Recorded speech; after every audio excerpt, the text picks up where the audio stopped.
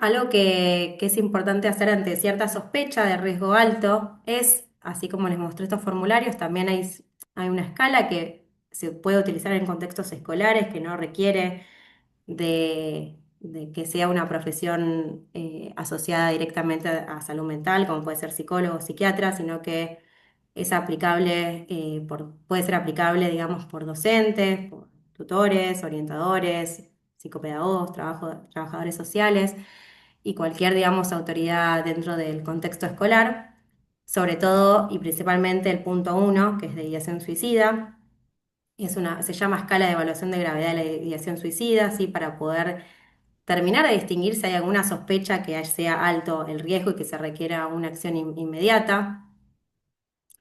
Está pensada esta escala que les voy a mostrar para ser clara, concreta, ¿sí? En su formulación, que pueda ser justamente aplicable por diversos niveles de formación gratuita y de uso libre. Si bien tiene tres dimensiones, tres grandes secciones, como les decía, la sección uno es la que es recomendable para utilizar en el contexto escolar. La 2 y la 3 ya implicaría ya en un contexto de que el adolescente esté dentro de un contexto de salud mental. ¿Qué involucra esta escala? Bueno, tiene diferentes puntos en donde vamos a ver que va asociado a estos niveles que veíamos al principio respecto de los niveles en cómo se puede presentar el riesgo suicida.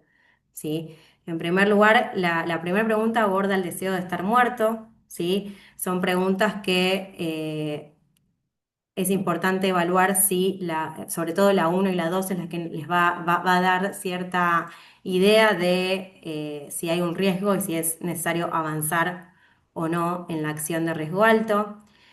Eh, si las respuestas son negativas en la uno y en la 2 no es necesario continuar con las siguientes. Ahora bien, si en la uno o en la 2 digamos, da afirmativa, o sea, responde que sí, el adolescente sí es necesario avanzar si se dan las condiciones, ¿no? De confianza y el contexto como para poder abordarlas. Les decía que van en diferentes niveles. Primero se pregunta sobre, la uno involucra si has pensado en estar muerto o en cómo sería estar muerto. Y la B, ¿has deseado alguna vez estar muerto, quedarte dormido y no despertar? Explora, como decíamos, estas ideas de muerte en las que no necesariamente implica pensar en matarse.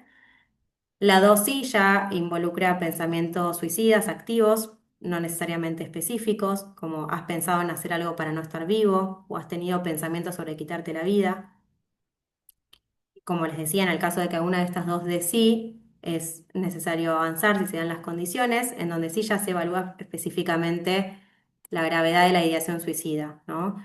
El punto 3 se le pregunta, ¿has pensado en cómo te harías daño o cómo te quitarías la vida? O la B, que implica qué has pensado hacer. Ideación suicida con intención es la punto 4, donde se le pregunta, ¿sentís que en algún momento realmente quisiste hacerlo? ¿O pensaste seriamente en hacerlo? En donde se va a evaluar justamente la intención o la solidez de la intención. Y por último, la más grave, que incluye la ideación con plan claro y específico, en donde se le pregunta si ha pensado concretamente cómo y cuándo hacerlo y si tiene algo preparado. Este es el formulario que cuando les indicaba en el riesgo moderado, en el caso de que diera la mayoría de las veces varios de esos puntos, ese formulario, bueno, nos llevaría como a evaluar más en profundidad un riesgo alto o ya inclinarnos en un riesgo alto, ¿sí? ¿Qué hacer ante riesgo alto? Cuando se encuentran presentes estas señales de riesgo, es necesario actuar de modo inmediato e iniciar un plan de acción, ¿sí? Concreto. Esto involucra, tanto como sucedió en el riesgo moderado, sí, a las autoridades, familiares, tutores, el equipo de salud, y siempre que sea posible es importante registrar lo expresado con las propias palabras del estudiante sin interpretar ni diagnosticar. Esto significa que si el adolescente dijo que quería desaparecer, ¿sí? Eh, no es lo mismo decir que tiene, no sé, ideas suicidas, ¿sí? O sea, ideas suicidas ya es darle como la etiqueta de lo que de lo que está diciendo, que no necesariamente corresponde con la idea de desaparecer. Entonces es importante como apegarse a lo que dice, ¿sí? El adolescente para poder eh, realizar una intervención que sea ajustada, ¿sí? A lo que realmente pudo decir en ese momento, ¿sí? Bien. ¿Vamos bien hasta acá? Sí. La veo a Nadia, que me da feedback, que eso me ayuda, buenísimo. Cualquier cosa, como les digo, me consultan. Bueno, ¿cuáles son las pautas para ante riesgo moderado o alto o riesgo moderado tendiente al alto, ¿no? Eh, Claramente la intervención, cuando hay riesgo alto, decía que actuar de modo inmediato y rápido. Si actuar de modo inmediato y rápido nos suena un poco a perder la calma, lógicamente, porque es algo que realmente puede asustar a quien esté frente a esta situación. Sin embargo, actuar esto rápido y inmediato no significa perder la calma, justamente porque va a ser como muy importante y potente mantener la atención respecto de escuchar, ¿sí? De forma activa y sin prejuicios en ese momento lo que está diciendo el adolescente o lo que está expresando respecto del suicidio.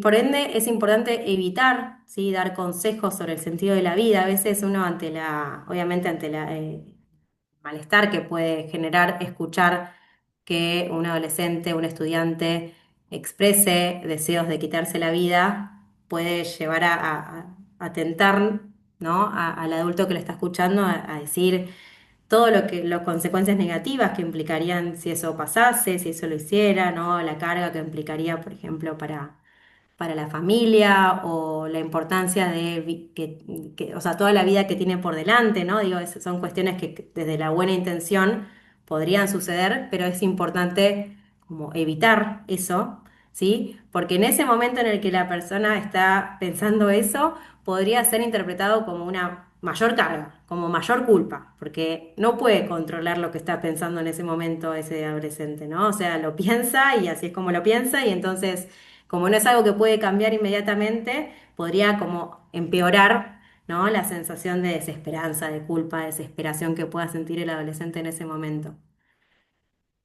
Bien, otro punto es comunicar que podría ser necesario ponerse en contacto, ni hablar que con la familia, con el entorno. Si hablamos de riesgo alto, esto no es que podría ser necesario, sino que es digamos, una acción directamente inmediata y también la de buscar asistencia profesional, ¿sí? A través digamos, de la red de salud que tenga ese adolescente, digamos. Esto implica que se le comunica directamente al adolescente que esto va a pasar, que es necesario que pase, porque digamos, es algo que está pasando respecto de su vida, de su salud, y entonces implica que su familia o su entorno se entere y que sea abordado por la salud, más allá de la escuela, ¿no? Esto también, muchas veces que pasa a los adolescentes, el tema de la confidencialidad es también un tema y que muchas veces puede ser obstáculo a que puedan seguir expresando y demás. Entonces es importante que aclarar que cuando hay riesgo suicida, la confidencialidad va a tener cierto alcance, ¿sí? O sea, ¿qué significa esto? Que no va a ser negociable, que se va a avisar, ¿sí? A los adultos responsables y al entorno médico de salud mental, pero sí se mantiene cierto grado de confidencialidad en cuanto a que no hace falta cierta información informar, ¿no? Que pudo abrir el adolescente. No sé, aspectos que no tengan necesariamente que ver con el riesgo, ¿sí? Eso se preserva, digamos, y eso se cuida, ¿sí? Esa parte vinculada con su privacidad. Sin embargo, lo que no es posible guardar secreto tiene que ver con esto, con su expresión de riesgo, ¿sí? Entonces es una confidencialidad con cierto alcance que se clarifica que, digamos, se va a sostener de esa manera y bajo esas condiciones. Bien, también es importante que antes de que tome contacto, ¿no? Mientras se toma contacto con el equipo de salud y demás, aclarar, sí, al entorno, a la familia y mismo dentro de la escuela, que estén protegidos y alejados de medios potencialmente letales. Decíamos que la accesibilidad a los métodos ya es un riesgo, si la persona ya está en riesgo, eso, tener más acceso, está estudiado que aumenta las probabilidades de que pueda llegar a hacerse, a producirse daño más rápidamente. Entonces, es como una pauta de cuidado en la transición, ¿no? Hasta que tiene la atención adecuada. Bien. En el caso de que, obviamente, el adolescente no se encuentre en condiciones de volver a la clase y demás, es importante su retiro. O sea, si bien siempre se alienta que la rutina de, de- del adolescente digamos, respecto del contexto escolar se mantenga, obviamente que esto supera, ¿no?, la posibilidad de que pueda tener cierto grado de atención o disponibilidad a aprender si se encuentra bajo estas condiciones más de riesgo alto. En el caso de riesgo inminente, sí se debe contactar directamente al servicio de urgencias del sistema de salud más cercano, e informar al mismo tiempo a los padres. Ese sería como el plan en caso de que efectivamente no solamente tenga un riesgo alto, sino que tenga un riesgo inminente, que significa que se evalúa que la persona, digamos, en ese mismo momento se quiere hacer daño y no hay ninguna posibilidad de diálogo, de freno. Entonces, haciendo un poco de resumen, respecto de la decisión del riesgo alto, moderado, bajo, ante alto riesgo, ¿sí?, que implica la presencia de ideación con plan e intento reciente, va a implicar una acción inmediata por parte de las autoridades, utilizando todos los recursos disponibles. En caso de riesgo moderado, o sea, se requiere una acción, no necesariamente inmediata, pero sí que implica una evaluación por todo el equipo, eh, tanto de salud como escolar, para el seguimiento y la contención. Y en bajo riesgo, en donde nos encontramos más con malestar emocional, ¿sí?, que puede ser transitorio, explorar antecedentes que justifiquen que haya un riesgo mayor, y a la vez el seguimiento si esto cambia, ¿no?, en tendencia hacia la disminución de ese riesgo detectado. ¿Cuáles son las pautas para la entrevista con el adolescente en caso de, digamos, en estas evaluaciones que fui mencionando? Primero y transversalmente, la importancia de la validación emocional, que es justamente que entender y darle sentido a que el adolescente está pensando en lastimarse o en quitarse la vida bajo cierto contexto que tiene un sentido, ¿no?, que tiene una lógica, y que eso no significa validar, ¿sí?, o justificar la conducta por la cual, o sea, la conducta de riesgo, ni fomentar la conducta de riesgo. Es, digamos, intentar entender que lo que siente tiene un sentido y que, bueno, y que la única opción que está encontrando la persona es quitarse la vida, y que en eso vamos a poder ayudar y distinguir, ¿no? Pero que es válido que se sienta como se sienta, o que a veces uno sienta que no hay salida. Para esto es importante generar cierto encuadre de confianza en donde involucra cuestiones que ustedes ya recontra manejan, pero que tiene que ver con adaptar el lenguaje al adolescente, ¿sí?, frente a la evaluación de estas preguntas que les comenté. Como decíamos, evitar juicios o ya etiquetamientos, ¿sí?, o valoraciones respecto de creencias propias en torno a lo que le está pasando. Explicar el objetivo de la entrevista de exploración de riesgo, ¿no? O sea, y que el objetivo tiene que ver con comprender un poco más qué es lo que le pasa, cómo está pensando, cómo está viviendo lo que le está pasando. Garantizar este alcance de la confidencialidad limitada, podemos decir, ¿sí?, que es lo que les aclaraba hace un ratito. Verificar la comprensión, ¿sí? Verificar si efectivamente las preguntas, o sea, están siendo entendidas por el adolescente, ¿sí? No suponer que el sí o el no, digamos, muchas veces pueden no expresar que no lo están entendiendo y responden de manera rápida. Es importante que, como detenernos a chequear que están entendiendo la pregunta y por ende que la respuesta tiene sustento. Y mantener la escucha activa respecto a tener cierta, obviamente, empatía y validación sobre lo que le está pasando. Otra intervención tiene que ver con hablar sobre suicidio, ¿sí? Hablar sobre el suicidio desde ya, que puede generar temor en los adultos, sobre todo en los entornos no escolares, en donde pueda suceder la creencia en torno a que, bueno, y no sé cómo abordarlo, si esto pasa, si esto me dice que sí, qué le está pasando, qué hago, ¿no? Entonces, esto puede llevar muchas veces a cierta inseguridad, que es válida y comprensible, pero que la evidencia sigue, ¿no?, sosteniendo, la evidencia científica, que hablar sobre el suicidio no provoca pensamientos suicidas. ¿Sí? Preguntar abiertamente sobre el suicidio no provoca pensamientos suicidas en personas que no lo están pensando, digamos. Es simple, es como un ejercicio interno que uno puede hacer con uno mismo de hacerse una pregunta respecto de eso, y si nunca pasó, no hay posibilidad de que eso introyecte una idea, ¿no? Entonces, que es un poco a veces el miedo que suele aparecer. Lejos de eso, lo que promueve es, la posibilidad de prevenirlo, abrir una puerta para ayudar a salvar esa vida, ¿sí? A que justamente el adolescente se anime a decir que sí le está pasando, ¿no? A habilitar que tal vez es posible que esté pasando y que no le pasa solo a él, ¿sí? Es una oportunidad. ¿Cuándo hablar sobre el suicidio? Bueno, cuando hay una demanda espontánea o que otros estudiantes refieren de un amigo, de un compañero que está pasando, que le está pasando, ¿sí? Informen preocupación, referencias directas o alusiones de la suicidabilidad de un estudiante. Entonces, frente a esta demanda, eh, acá les doy ciertas ideas de cómo iniciar, esta comunicación, ¿sí? En donde se incluye, una introducción sobre, bueno, cómo, y una validación en torno a que en la adolescencia implica un momento vital difícil, ¿sí? Dice, la adolescencia puede ser un momento muy complejo. En ciertas situaciones difíciles como las que estás atravesando, algunas personas llegan a sentirse muy tristes o confundidas, ¿sí? Dando validez a que en ciertos contextos, como decíamos, estos pensamientos pueden aparecer.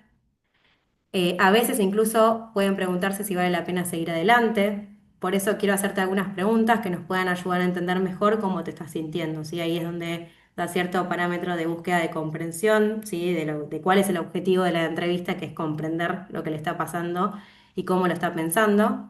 Y a la vez ofrecer ayuda, ¿no? Ofrecer apoyo, que incluye: no estás solo, puedes contar conmigo. Otra forma de validación puede ser decir: a veces cuando alguien está atravesando una situación muy difícil y se siente angustiado, puede pensar que no quiere seguir existiendo o viviendo. Es más común de lo que parece, y poder hablarlo ayuda. De nuevo, no es, normalizar en el sentido de que esto está bien y tiene que pasar, sino habilitar que esto puede pasar, favorece que sienta más confianza el adolescente si le está pasando, en poder contarlo. Yo les mencioné estas escalas psicométricas, que quiero aclarar que es otra forma de intervenir que complementa la entrevista, ¿sí? No la reemplaza, a veces orienta en puntos que a veces, frente a la activación emocional propia digamos, de nosotros como efectores, puede ayudar como a no perder de vista cuestiones importantes, ¿sí? Y a la vez es una herramienta científica útil para, confirmar, ¿sí?, cierta detección temprana en el riesgo en los adolescentes, ¿no? Entonces, no es que va a dar un diagnóstico en sí mismo, sino que es orientador y complemento importante para la entrevista. Bien, bueno, ¿hasta acá alguna duda? Ahora ya avanzaríamos a después del suicidio, posvención.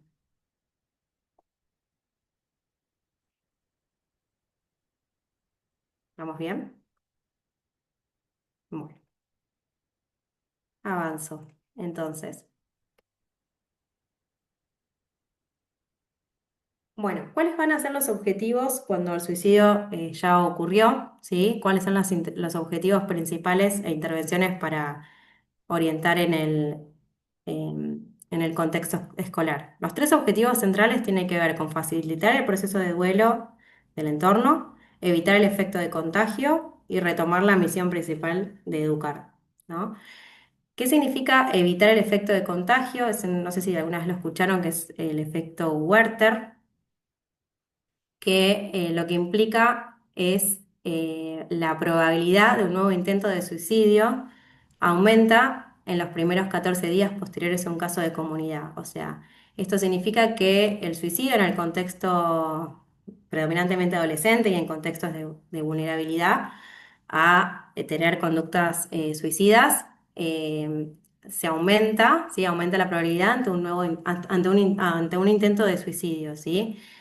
Por eso se lo llama efecto de contagio. ¿Por qué? Porque, bueno, genera como un efecto de aprendizaje por observación, ¿sí? En donde lo que promueve es cierta imitación de esa conducta suicida, que es interpretada como una forma efectiva de resolver un problema o un malestar. Bien, el suicidio presentado en medios de comunicación puede actuar como un modelo de conducta, señala un modo de resolver la situación, por ejemplo, si ahora él o ella es reconocido, también podría ocurrirme a mí si hiciera lo mismo, sobre todo ante casos de personas que se suicidaron que no eran vistas como populares o que recibían mucho bullying, ¿no? Este aprendizaje vicario, que es esto, aprender por imitación y viendo las consecuencias de cierta conducta que hace una referencia o alguien que es referente para uno, cobra más fuerza cuando se destacan cualidades positivas como recompensas inmediatas. ¿Sí? Esto se da sobre todo en los medios de comunicación, cuando se informa si, el suicidio, ¿sí? De un adolescente y incluye, por ejemplo, una gran cantidad de likes, de visitas, viralizaciones, lo que al adolescente le da cierta percepción o indicador de éxito del posteo, lo que puede guiar a entender que esta conducta fue una buena solución, ¿sí? Esto que les decía. Entonces, como lo que se llama un refuerzo positivo, ¿sí? De eso eso significa que aumenta las probabilidades de que esa conducta se repita cuando tiene repercusiones que son valoradas como positivas para los adolescentes que lo están viendo. Y estos 14 primeros días representan un periodo de alta sensibilidad y vulnerabilidad que es importante atender porque puede favorecer la consolidación de estas ideas erróneas, glorificar el acto del suicidio o reforzar estas creencias disfuncionales sobre la muerte autoprovocada. La influencia del efecto de contagio Werther va a estar influida por estos tres factores principales: notoriedad del fallecido, es decir, si era una persona como muy influyente, o si un influencer, un líder estudiantil, ¿sí? Eh, y alguien muy popular para el entorno adolescente, su muerte puede generar una mayor identificación e imitación. Otro factor es el método utilizado, ¿sí? Los métodos que son altamente letales generan más impacto, tienden a aumentar el riesgo de contagio más que métodos menos violentos.